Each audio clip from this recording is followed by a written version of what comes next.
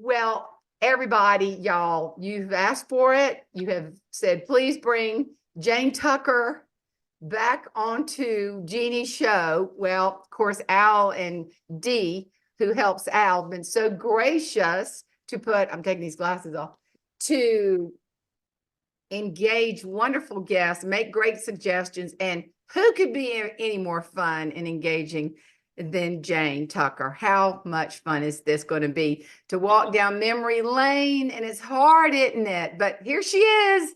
Everybody, welcome Jane Tucker. Happy New Year, everybody. I'm so excited. I told Jane, look, I've got Jeannie's Pashmina. And I had a pin, Norma Rose. We're going to get her on here now. Norma Rose gave me a much bigger pearl, and I love it. You think I can find that thing? And no, I put it somewhere, quote unquote, safe, but I don't know where I put it. You'll find it. I have on her bracelet. Oops. Oh, let me see, Jane. Oh, there. I touched something. You touched something. That's okay. I have on her bracelet. Oh, gosh. Where is it? We bought it together in a consignment shop someplace in Burlington or Greensboro or Savannah. I love it. I just love it. I want to start at the very beginning. I feel like we're on The Sound of Music. Don't rate me. But Jane, I will take you to my first memory of seeing your imprint on Jeannie as she graced the stage. And you and I've already talked about this. It was that silk green suit. Now, we had seen Jeannie on stage and she was magnificent. So magnificent, I don't think anybody even cared what she was wearing. But I will say, when she hit the stage in that gorgeous silk green suit. That's right. It was a hush. People were going, that's Jeannie.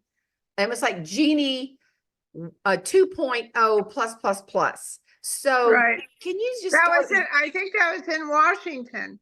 Yes. Like 2000. Yes. So in other words, you've worked with Jeannie for a good 23. We started working together, I think, in 1997. So I had met her in Orlando at NSA in 1992 or 93. And I just thought she was the most fabulous thing. And I thought, oh, if I could get my hands on her, could she be a knockout? So it took me 5 years, but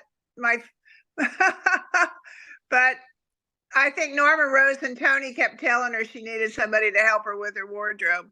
So when she found out that I had a daughter who was 6'4", that kind of sealed the deal. So I think Jeannie did mention that. So tell me, y'all's can you go back memory lane and tell us the very first time you shopped with her, or where did you go and how did you talk her into or just convince her of the style that you had in mind? I love this. I love anything like this. Well, she finally called me. She had been in New York and spoke at the NSA chapter in New York. And she called, and I happened to, I had gone to the meeting. I was invited to the meeting because I wanted to meet her. So there were about 60 people there, and they were madly taking notes because she was speaking to them about keeping humor on with their platform. And I was sitting there not taking any notes. Well, she zeroed in on that and it really ticked her off. So anyway, the next day, the next morning, I got a phone call from my friend Audrey Smaltz, who was hosting Jeannie. And she was sick. So she said, would you take care of her this morning and take her to brunch where we were meeting some other NSA people? And I said, sure. So I called her and she had no idea who I was. And I said, come to my house. I lived in a wonderful 1840s brownstone, about 4 blocks from the Empire State Building in those days. So I said, come to my house and then we'll go to a brunch. So she said, fine. So she had her suitcase. She was going to the airport and she had a friend with her. So she walks up the steps to my house and I open the door and she said, it's you. It's you. Who are you? You didn't take any notes yesterday. Who are you? Why were you there? So I said, well, come on in and I'll tell you who I am. So I said, Oh, I saw you at NSA 5 years ago and I wanted to meet you. So anyway, so we went to brunch, and so I kind of like inserted in the conversation that I was in the fashion business, and then that I worked with people in their wardrobes, along with consulting for retail stores. So she it just kind of like she kind of blew me off. And but I mentioned the fact that my daughter was 6'4". So, and at that point, she was going to school in England. So she was still a teenager. So about 2 months later, Jeannie calls me and she says, "Well, I don't know what I'm doing, but can you come down here?" So I said, "Absolutely." And I flew down. Jerry picked me up at the airport, and he was going to a basketball tournament. So it was just Jeannie and me.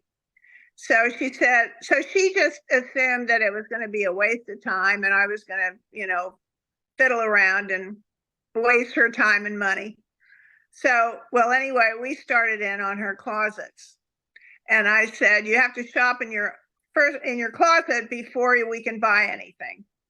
So I said, you have got gorgeous legs. You got to get these skirts shorter and show these legs off and get into higher heels. If you're 6'2", you might as well be 6'5" in 3-inch heels. So that was kind of how we first started. So when she got the keynote in Washington in 2000, she said, I don't know what to wear. And I said, well, I think it's time that we order something new. So it was a morning, and I think it was like a 9 or 9:30 meeting on a Sunday, I remember. So that's kind of a tough time to figure out what to wear that would show her off. And so I took her to one of my designers that would do custom made things. So they measured her sleeves because she had very long arms. mm-hmm. It was fitted to her and to her body. And we picked out that color because with her hair color, she looked so fabulous. And it was drop dead gorgeous from the stage because she was in a big ballroom. So when she walked out, I'll never forget that she said, "Do I look like Big Bird?" And the whole place Yes, everybody started laughing. Yes, absolutely. So that was the beginning. And by the time I left that weekend in Burlington, we had her ping pong tables stacked up with clothes, her pool table stacked up with clothes. And I said, you have to get rid of all of those clothes before I leave here. Because I said, I know you're going to put them back in your closet. We had clothes, we had shoes. I mean, some of them were from high school. I said, Jeannie, you can't wear that. That's so passe. Well, it might come back into fashion. I said, no, it will never come back into fashion. It goes out. Women have so many clothes in their closet, and they don't, half of them they've never worn. They bought them on sale. They thought it was a bargain, and the tags are still on them because they don't know what to put them with. And so, really, she had all of these beautiful St. John. Oh, this was funny. The famous button story, when Norma Rose got the buttons. Well, all of those, she had all these beautiful St. John suits. And that was what, was really popular at the time, and especially with speakers, because it was easy to travel with. So I said, some of these buttons we have to kind of update. You don't want to scream St. John. So we started taking off buttons and, just flaps. And St. John at that point was, had buttons over everything. So I said, I'm going to replace the buttons. So I think she spent $1,000 on buttons in New York, but Norma Rose got the original St. John buttons and put them on a beautiful white suit of hers. So anyway, so that was, so she said, how do you know I'm going to hang everything back in my closet? I said, after 3 days working with you, I have an idea about how you operate. So I love that. When I was on Jeannie's show, she took me in her closet and a mutual friend of ours, Naomi Rhodey, told her how Oh, to sure. I design, know Naomi. yeah, how to design her closet. And she had built a, for lack of a better word, it was like an island in the middle of her closet, which was like a 360, and everything was so organized. And I'd always heard that Jeannie, it was hard for her to get rid of anything. But that closet was pristine, clean as a whistle, organized. And she would put her suitcase on top of that little island. And Naomi Right. told her, and pack that way. And I thought, man, I wish I could do that. But And this house doesn't she had allow. all the jewelry. She saw my closet here in Savannah, and she was inspired because I have all these jewelry drawers. And I have like 40 jewelry drawers. So that were Oh, built in. oh So gosh. so we designed that island purposely for what she needed. But that was Beaver's bedroom. I said, Beaver's not moving home. You can take this bedroom and make it into your closet. And that's what she did. I love that. Well, Jane, when you think back, what's the most fun thing that you dressed Jeannie for? Like when you go and think, wow, I will never forget this. This was so amazing. What would you highlight? Oh, wow. Well, she would come up to New York and would stay with me. And then I'd take her. I had several designers that would do custom made things for her. And it just depended upon what they had on the collection at that for that season. And of course, she always loved bright colors because of all of the dark curtains behind her. And so once she started to speak in the theaters, we kind of, probably the first 10 years we worked together, she was doing a lot of corporate luncheons and keynotes. And then she traveled with Carl Hurley for a while, and I helped her organize her wardrobe for that. And but then when she started doing big theaters where there were a couple of thousand people, she needed more sparkle and pizzazz on the stage. So her corporate wardrobe didn't work for that. So she needed, when she did the Grand Ole Opry, that was the most exciting thing for her. And I know, and she was scheduled to do the Ryman again, after, but she died before she could get there again. So, but I think she was the most excited about that. Yeah, She finally felt she had arrived. oh yeah, that for sure. I mean, I love that picture of her going into the performance door of the Ryman Theater. That was amazing. Right. When you look at, I'm just curious about like modern day, I'm thinking about myself. So when you see women doing both platform, I guess it is a different look for theater. And when I do some theater, some comedy stuff, I have a whole different look for that. Because it seems like people want you to be kind of more, maybe a little bling here and there, but kind of casual bling. But I still dress up when I do corporate. I mean, Oh, sure. I can't see myself being casual or having anything. And then if you bling too much on a corporate stage, you look kind of stupid, like you're trying too hard. So, what do you have any, as you keep up with fashion trends, or just what are you seeing out there that we can all kind of do a takeaway? Not everybody listening, of course, has some kind of platform experience, but what are you seeing out there as a popular, comfortable? I mean, I'm going to New York Monday, as a matter of fact. So tell me what I need to wear. Something Black. warm. Yeah. Black. Yes, Black. black. It's been a real education for me since I moved to Savannah, and I'm now a Southern belle. I can't wear as much black as I always did in New York, but you know, unfortunately, the fashion world has changed so much. And I'm glad I'm not in it anymore, because all of the wonderful, famous, fabulous designers that I worked with for all those years, all the American designers are really gone. And a lot of the European designers are gone, but they've continued the collections.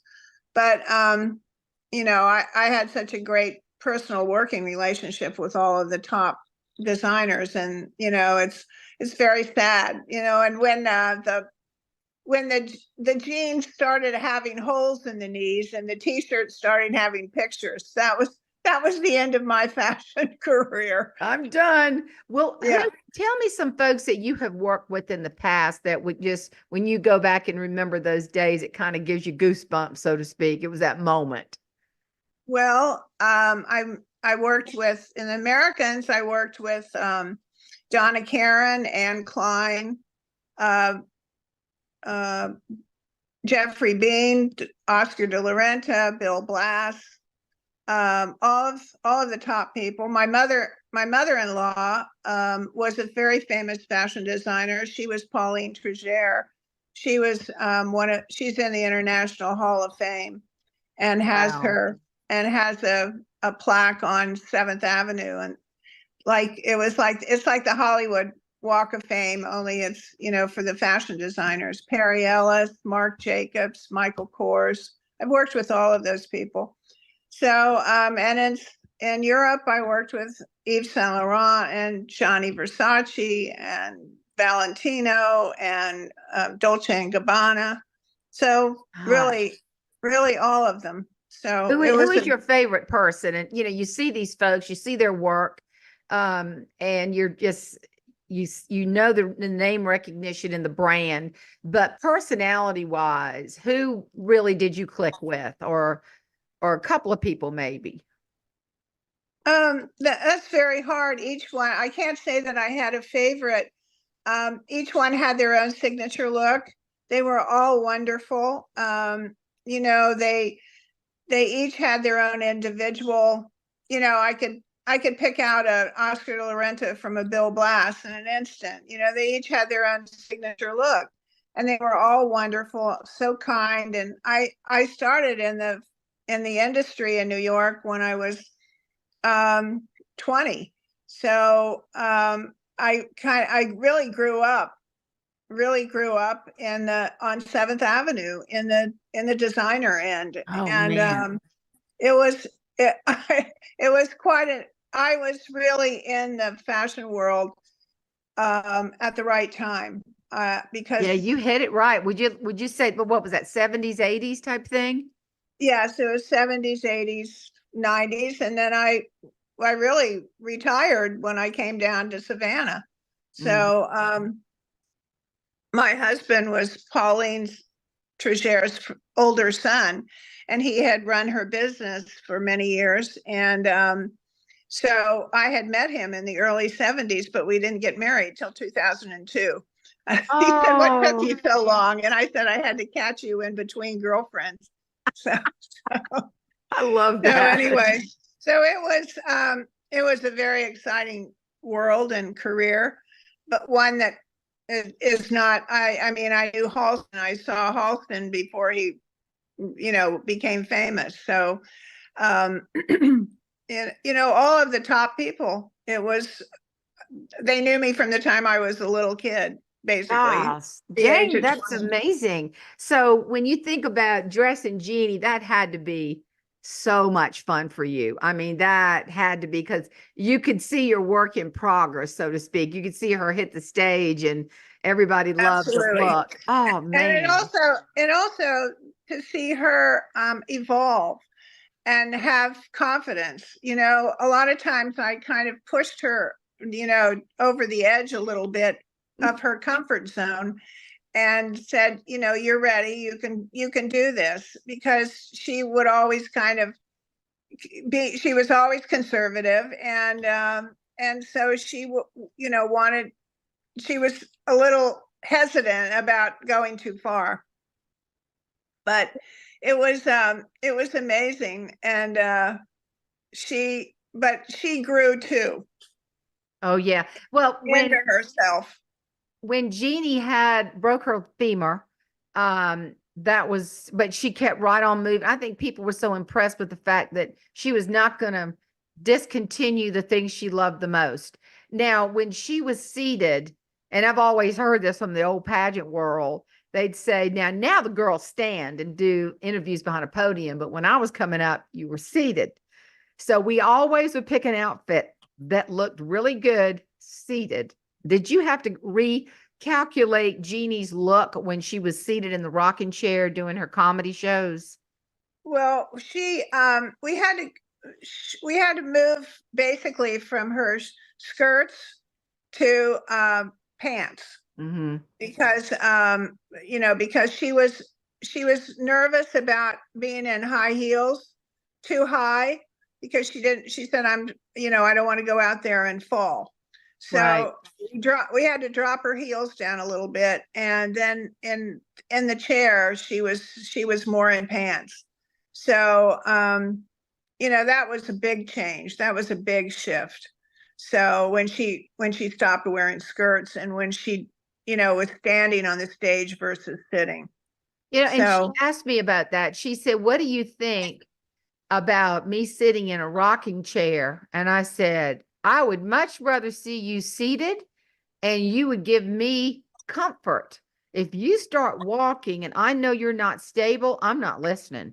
My attention right, is going, oh, don't do that. Oh, no, And she said, that's I don't, not that I gave her the big aha moment, but she said that's a good point. Because you do, when you know somebody is struggling in one way or the other, you always focus on that. But if you know she's comfortable and she's rocking, and right. what other person can just sit there and make everybody fall over laughing, Well, I mean, the way she squirmed around in the chair, I mean, she was amazing how she did that. But that was basically, then when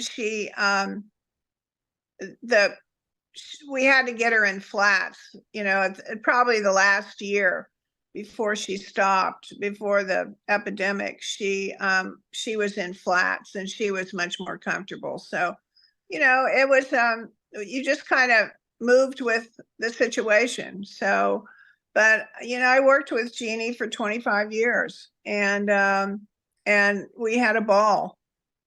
I'm telling you, and just to see, I couldn't wait to see what she was going to wear when it came like to the NSACPAE banquet.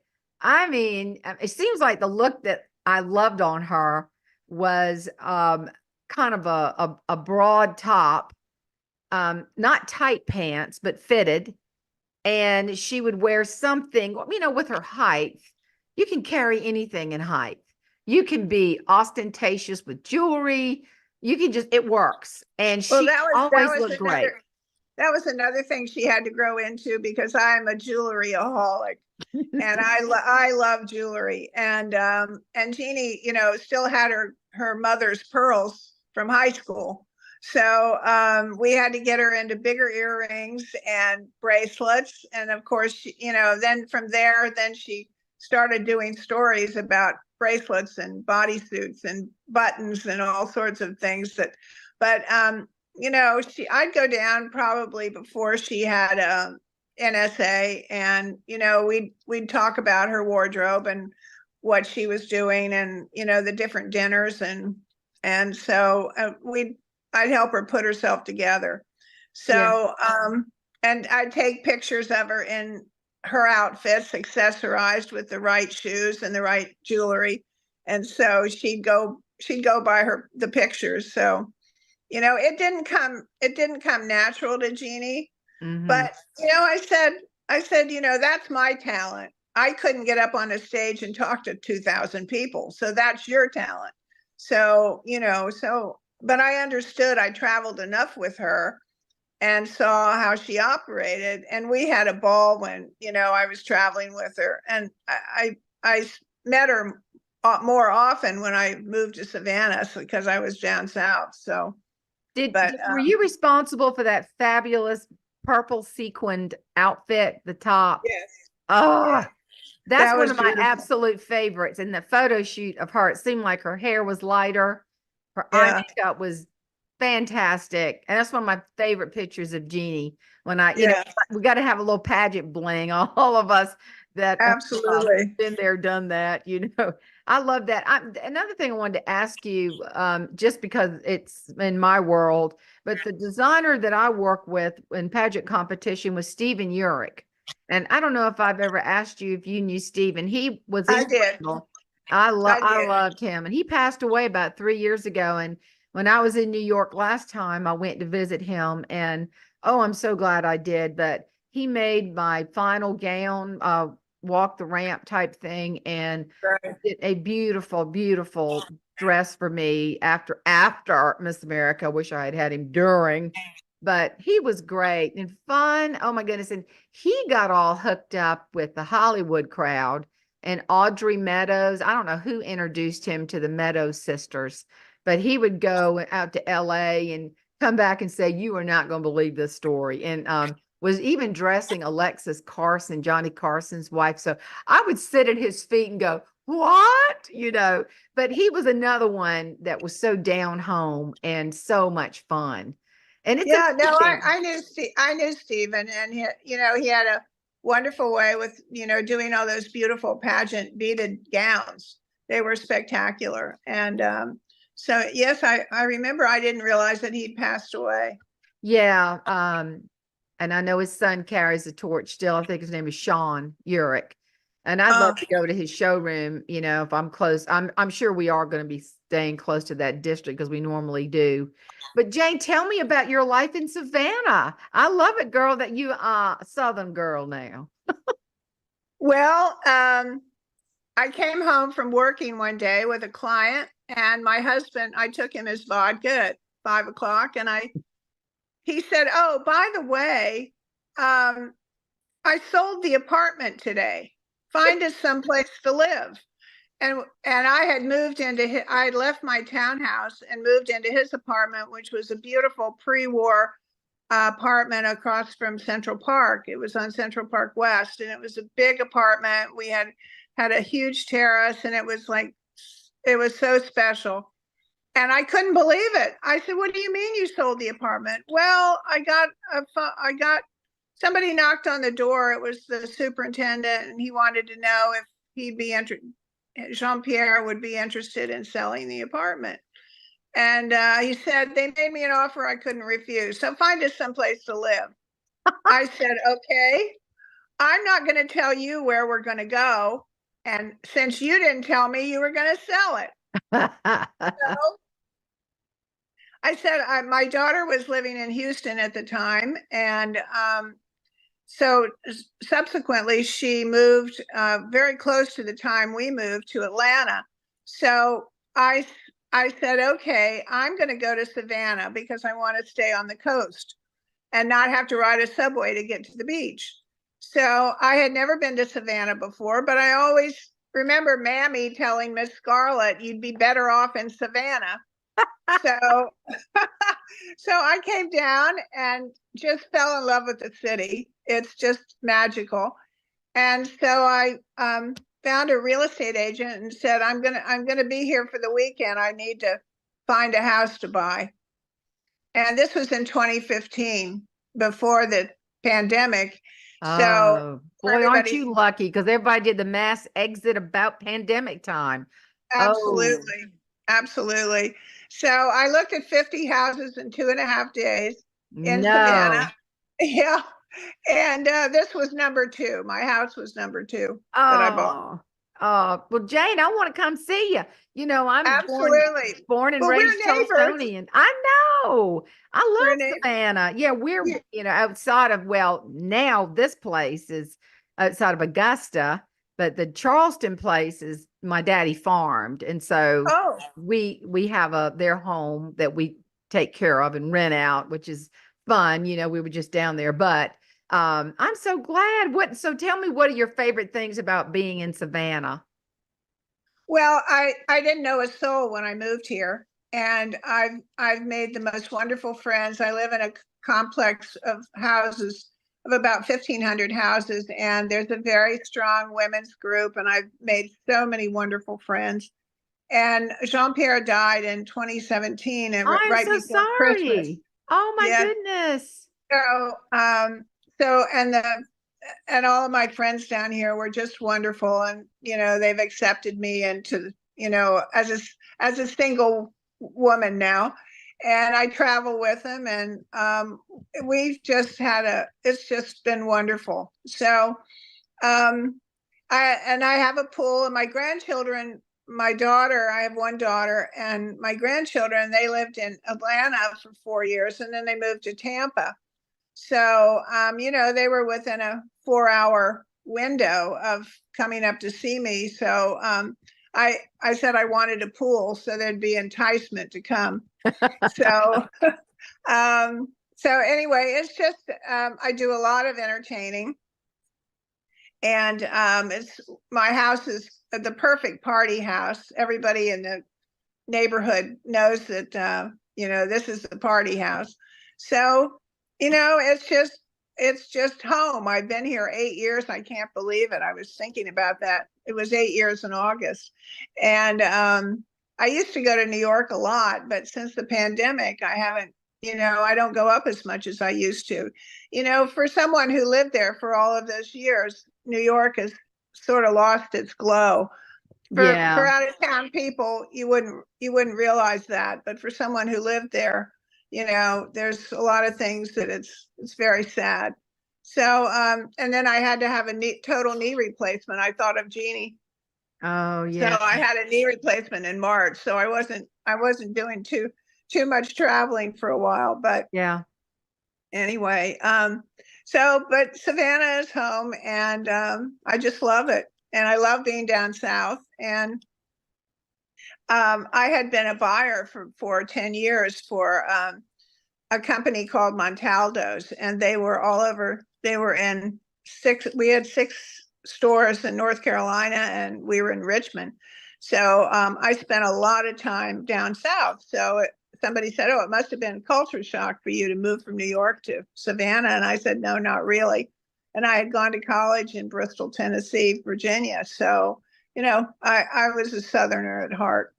So I love that. I love visiting, but after about day 3 in New York, I'm going, I don't see how people function like, so it's like I can't wait to get there. And in fact, I have a good friend who's remarried. Her husband passed away.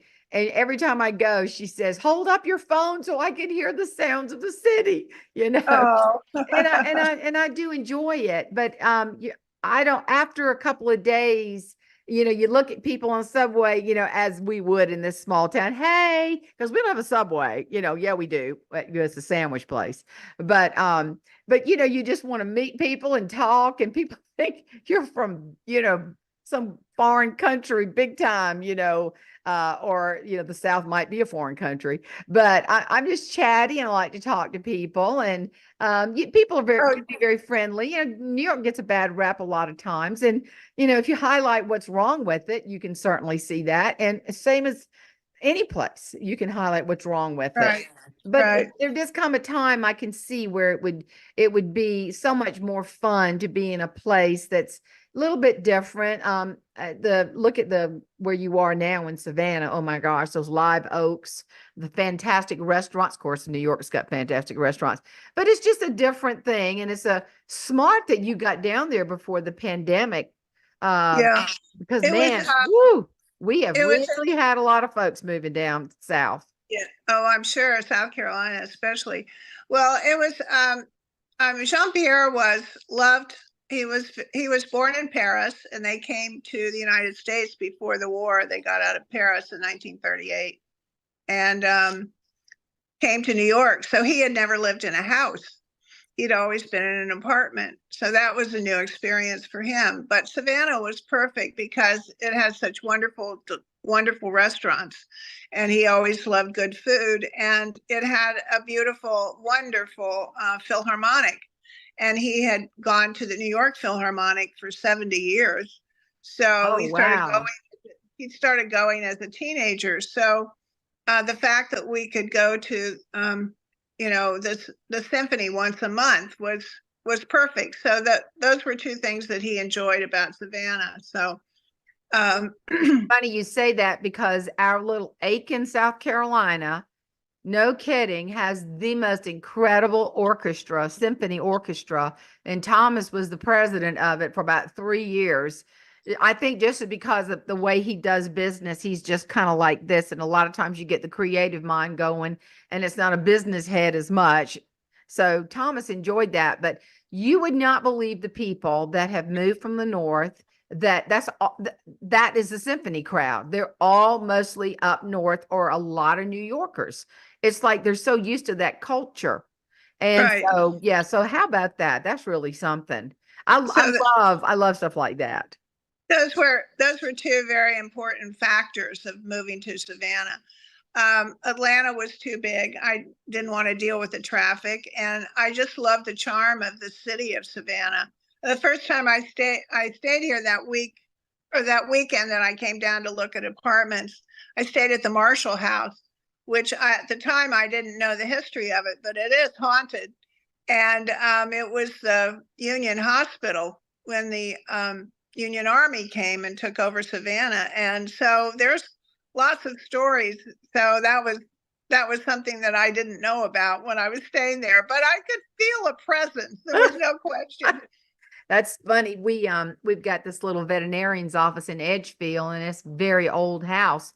And the veterinarian started renovating it, and somebody took a picture of something they were trying to work on, some worker, and they looked, and there was a figure in the background, and it freaked everybody out because it was not photoshopped at all. But supposedly that's something that is happening, and I know the veterinarian called in like Ghostbusters kind of, and they Well, did set up all this stuff and just found out that there was a spirit, and it was just curious. So right. Savannah is quite proud of the fact that it's one of the most haunted cities in the United States. That in New Orleans. So, somebody said, why don't you pick Savannah? And I said, well, because you can carry your cocktail around the streets in the historic section. So, so Jane, are you doing any consulting with folks that are looking for any kind of wardrobe tips or anything in that vein anymore? I'm not really doing any wardrobe consulting. I have helped several people with their homes. I love Jeannie and I used to love going to antique shops and flea markets and antique malls. And so I practically furnished, I left most of my furniture in New York. I was sick of it and I didn't fit into my new house. So other than a few antiques, we moved down here with very little furniture. So I bought everything in flea markets and consignment shops, and it was so much fun. It was the thrill of the hunt.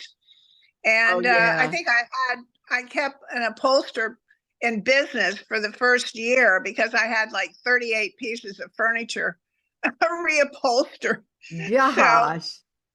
it 38. was so I have helped some people with, take them shopping. And I said, I'm not taking it in new furniture stores. We're going to go to consignment stores.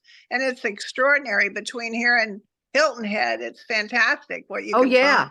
Oh yeah. In fact, I went last week because I knew the Kiowa and Seabrook crowd because we live we're the next island up. And I said, don't you know they have dumped all of their good stuff and people aboard. And I found all kinds of stuff that I brought a piece home because again, we're renovating some stuff. And I'll tell you, it's hard for me to buy something new when you can find something amazingly fabulous at a consignment shop. Yeah, It exactly. just it's just stupid. I mean, what I would and when somebody looked at it and said that's an English piece that what I got that knows furniture said that dates back to 18. I went, you got to be kidding. This is $40. So Right. it's a lot of fun to do that. So when you and Jeannie would travel together and you would hear her in her development of her stories, do you have one story that I love the one about the bracelet with all the silverware attached to it. Yes, that's wonderful. That was the last story she told in Las Vegas at the as her keynote. That was the Yeah. last story she told in Vegas. And it's I don't know. There's no matter how many times I heard the same story, I still laughed. They still made you laugh no matter how many times. And she helped so many people during the pandemic. I mean, the Oh, fact she that she was did. still doing that, people were going crazy. And the fact that she did the on the porch was wonderful. So I I was on tell it. you, if she knew, and I hope she does, and when I see her again, I can't wait to give her a big hug. How many people, I'm telling you, Jane, it was seriously needed for a lot of people's mental health. Man, Absolutely. It oh was. my gosh, the people when I started doing these, and then when like this one will hopefully, I'm sure it will be that will be on Jeannie's platform, on her Facebook platform. But the people, when they see you and hopefully get Norma Rose and Tony and Al and I had conversation, and so many of Jeannie's Beaver. Oh my gosh, I had Beaver on. People were just, you just don't know how much Jeannie meant to me. I had cancer, or I just lost my husband, or it was the darkest time of my life. And it's not only did Jeannie give us the gift of laughter normally, she gave people a reason to get up in the morning and on Saturdays and the day that's kind of our lull day, and gave them joy and hope and peace. And I have been overwhelmed with people telling me the backstory and how much they love Jeannie's show. But you are so right about that, Jane. That's so Right. true. No, they helped. And this time last year, the first week of February, and I was hobbling around on a bad knee. But I went to England to her grandson Ryder's wedding, which they were married, and he and Caroline were married in the Cotswolds, and it was a most wonderful weekend, and I wouldn't have missed it. And now they're the happy parents of little Hank. So I'm an honorary great grandmother. Oh, so, I love that. Beaver so told me that they actually hadn't met him quite yet. I think they were going to Texas. Is it Texas where Ryder right, is? Yeah. Fort Worth. Yeah. Yes, They couldn't wait to get down there. They just couldn't get it together to go. right. But he was a newborn, of course. Then they're just so thrilled. I'm looking at Beaver going, "You're a granddaddy," and Jeannie would have been a great grandmama. So you're the honorary. I love So that. I'm the honorary one. So Oh, I'll get to Fort Worth after Hank's a couple months old. He was a little bit too young to have out of strangers coming in to see him. oh, when I listen to Jeannie, I'll just pair the YouTube channel and listen. And I don't even, of course, I can't see anything, but just to listen to how she crafted stories. And Yes, it she was, was brilliant. she really, and when people say, "Can I be funny like Jeannie?" And I say, "No, I'm sorry. No, If not, if you're naturally gifted with that ability, no, I don't see it. I mean, I think you can learn to have levity and some humor somewhere. But when it comes to the art of the Jeannie, and with that, I was going to get in touch, and I have, as a matter of fact, with Tara Brown and Debbie Childers. And we were just going to dissect one of Jeannie's comedy bits and get on like a Zoom call, and the three of us stop the recording and do share screen and say, "Oh, there you go." But you hit on something. A lot of people, when I first went to NSA, met Jeannie and saw how much training that she used on stage as a pageant girl. Because there's one part I was watching Don't Send a Man to the Grocery Store, and she literally got in a beauty queen stance. She turned her body and angled it, which we worked on like crazy to get ready for Miss America. And there's so many pageant nuances. So what I'm saying is it's a gift to already have some kind of platform experience, and or something, whether you're speaking in a corporate environment just as a job or whatever.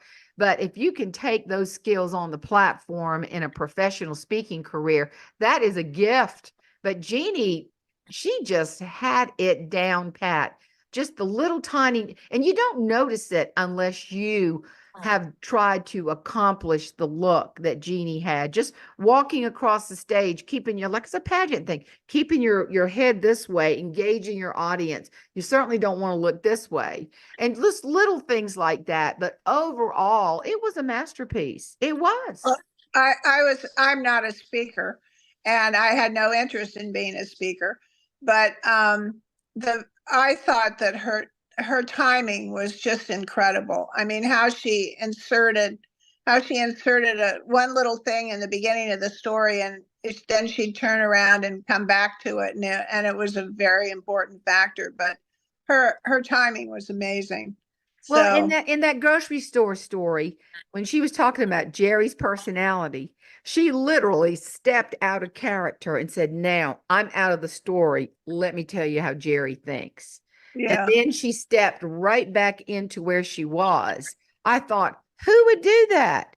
It's brilliant because she's yeah, telling you, I'm telling you another story in the story. Not only does she could have stood there and said it, but she literally physically moved out of the spot where she was to digress. And as I watch her and I study her, it's a whole lot more than just getting up there and just think, well, let me tell you a story. It's a whole lot more than that because she right. polished, repolished. And I wanted to ask you this, Jane, do you have her clothes, some of her clothes still? Because there was some talk about having a fundraiser, an auction, and it was battered around a little bit. Can you give Well, me we an had update on that? this time last year, and I think it was in March, or it was in February or March. We had in we had an auction. There was an auction house here, and we sold a lot of her jewelry and her clothes and her accessories. The people didn't the clothes, because they were all made exclusively for her. People just bought them so they had something, whether they fit or not. The her accessories, the jewelry went really well, and so I kept a few things of hers, and when I remember when we had it made. So I'm a different shape than she was. I have broader shoulders and bigger hips than she did, but I've had some clothes remade for me that were hers. Oh, I So love that. things that I particularly loved, and so and we have a wonderful seamstress here in Savannah who worked for a designer in London who I knew. So she could do anything. This lady used to make clothes, or this designer used to make clothes for Princess Diana, and she was his assistant. So Oh my she's God. quite capable. Yes. So Wow. anyway, but I didn't keep a lot, but there were, 4 or 5 outfits that I particularly loved. So When you study everything, I just wish I could pick up the phone and ask her a couple of questions about stories. I was going back to one of my books. I wrote this story, and I'm thinking, what would Jeannie do with this? She would really be a good person to ask. There are very few people who I respect that had her talent that I could go back to, but I have to tell you, in a nutshell, this was pretty funny. But I was so tired, and I just gotten in from Florida, and I promised this little church on I-26 that I would do their little Valentine's banquet. And I was so tired, Jane. And I remember going there, and it was almost a blur. And everybody there was really elderly, and they were trying to help me get stuff in. Because when I do local stuff, if their sound system is not great, I bring my own. And these guys were so elderly. And I remember they wanted me to sit at the head table, and I really had to talk to myself. I was mad. I'm going, why did I accept this? I'm so tired. And my thinking was all wompy. And then everybody was so nice. They started the meeting, and the guy said, first of all, we want to thank all the hoes. I said, what? And I thought, what in the world? And I mean, my brain was tired. He said, I want all the hoes to stand up.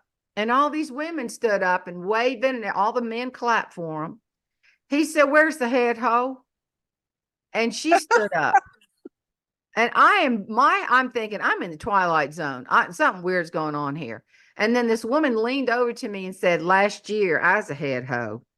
And she was so proud of that. She said, you don't know how tough it is to keep all these men happy. Well, that just really threw me. And I finally looked at somebody next to me and I said, wait now, the hose. She said, oh, yeah, honey, we're the pantyhose circle. oh, that's funny. And my whole attitude went from wow, I was in Florida at a resort too. This could not be any more fun than the hose circle on I-26 exit in Pillion or something, South Oh, Carolina. There's nothing to oh, it. that's But I wanted to call Jeannie and say, Jeannie, what do you have to help me with this story? Because she could take something like that, which was very funny on its own, but she would massage that thing. And by the time she got through with it, it would bring the house down. And not many people have the brain, the mind to think, oh, and I was had Dan Clark on, he was live today, but Dan said that he and Jeannie flew to Hawaii together. And he said on the plane, he said, how you get your material? She said, just look around, look around. And sure enough, somebody in first class, this guy was thinking he was Mr. Big Stuff. He had on this very expensive Armani suit, and hooked to his foot was a big old piece of toilet paper. He was dragging it down the middle of the plane. And so, and Dan nudged Jeannie and she said, oh, yeah, I'll use that somewhere. And she got her little pad and she wrote it down. she was always working. She was always getting ideas.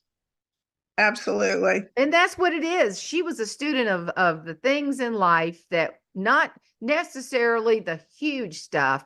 She talked more about grocery store, going what she calls spongy jumping, beaver, than she did about Grand Ole Opry. I mean, she Yeah. performed there. But see, that's the brilliance of it, because not many people know what it's like to stand on that stage. But they know what it's like when you send your husband to get stuff at a grocery store. Yes. And they know what it's like when you got an adolescent son, or a son that's children that are challenging. Not that Beaver was challenging, but she did say he was, and he said he was too. But my children are challenging. But still, it's everyday things that you and I would think, oh, that was cute. But that's what people want to hear, because they get into your world and they identify with Exactly. that. That's what I love. Last April, Beaver and Nisha got married, and they're a wonderful couple, and they're so happy, and they came down and spent the weekend with me a couple weeks before the wedding. So they got married in Atlanta where they live. So the wedding was outside, and it was like the second week of April, I think, but it was so cold in Atlanta, and we were sitting outside. Tony had on a little spring dress and a pashmina, and I was layered up and I was freezing, so she had to have been. Anyway, just as Nisha's ready to walk down the aisle of being outside, it starts to hail. And I said, Jeannie, this is not funny. We're all freezing. So I am totally convinced that she sent the hail right before Beaver was going to say, I do. Jane, that's funny. Yeah. Oh, it was. It was. I mean, Oh, everybody is there. The bridesmaids are in these wonderful, beautiful dresses, but they were bare. As far as they had no coats on, no shawls, no anything, and I mean, it was cold. So, and we're all sitting outside. So, and down that's comes the hail, and I said, it was tiny. They were tiny little ice droplets, but Jeannie sent them. She wanted to make sure that we reminded that she was there. that's funny. You said that. We went to a wedding in a little place up at around Clemson, and we were really good friends with the parents of the bride. And he passed away prematurely. It's just we just miss him so much. And it was so cloudy, Jane. And right before the bride walked down the aisle, all of a sudden the sun came out like a spotlight, and it was maybe a minute, and then it went away. And I said, Oh, isn't that oh, wonderful? we were all going, oh, that's got to be Kiva looking down, Yes, kissing his little girl, saying, right. proud of you, That's, sister. that's And, right. and then when I That's talked to Beaver, I was so excited that he said that he and Jeannie had a chance, because she knew she was sick. I mean, we knew Jeannie wasn't well. We just didn't know she was that sick. And they had a great conversation, and he's managed to carry a legacy of her request for philanthropic things that she was interested in, and he's continuing that. And I was so glad to hear that. And Beaver was very passionate about keeping that going in memory of Jeannie. And I loved hearing that. Yes, I know. And it was wonderful having he and Nisha down. And they're so perfect for each other. And so it was it was wonderful. And we had a wonderful weekend. So and she would have loved being there. Well, she was there. She was there in come, spirit. come hail or high water. Yeah, that's Say it right. like She that. was. Well, She Jane, was indeed. I appreciate your time. I'm so excited we could Zoom together. And I know everybody's gonna love catching up. You look great. Your hair, your Well, everything. thank you. You look Th- marvelous. You look so Thank good. you. Thank I don't you. know what your Well, secret sauce is, honey. I guess we all need to move to Savannah. yes, I have no stress in my life.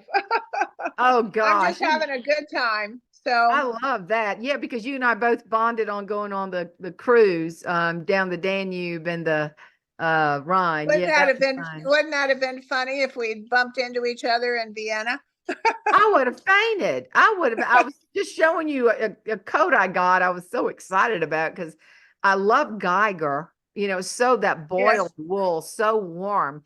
And I've had a yes. Geiger coat forever. And I went in this little old shop and this guy said, I've got something even better than that. And I thought, oh, I love those coats. I bought two, but I'm thinking, where am I going to go back to Austria to get a coat? But I bit the bullet, but I'm so glad I did. I have loved those coats, but I would have loved that. That was a fun trip. I love that. Well, The stranger culture was things have amazing. happened. The first time I was in Salzburg, I was walking down the street and I did bump into people I knew, completely random. So, it does happen. Well, I'll tell you what, when I was in college, I studied in Europe for about a summer. It was just 7 or 8 weeks there, Uh-huh. the summer semester or whatever.